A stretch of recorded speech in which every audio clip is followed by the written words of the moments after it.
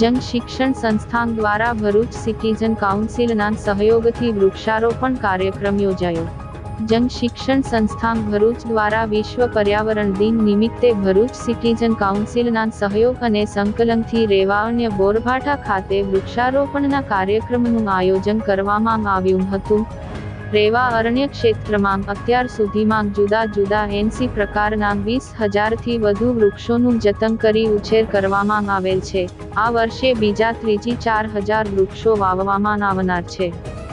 આ પ્રસંગે ભરૂચના ધારાસભ્ય રમેશ મિસ્ત્રી, ભરૂચ સિટીઝન કાઉન્સિલના પ્રમુખ જીવરાજભાઈ પટેલ, સેક્રેટરી હરીશભાઈ જોશી, ઉદ્યોગપતિ કમલેશ ઉદાણી તથા ભરૂચ સિટીઝન કાઉન્સિલના સભ્યો તેમજ જંગ શિક્ષણ સંસ્થા ભરૂચની ટીમના સભ્યો કૃષ્ણાબેન કઠોલિયા, પ્રિયંકાબેન પ્રજાપતિ, નયનાબેન પટેલ તેમજ તાલીમાર્થી બહેનો ઉપસ્થિત રહી હતી।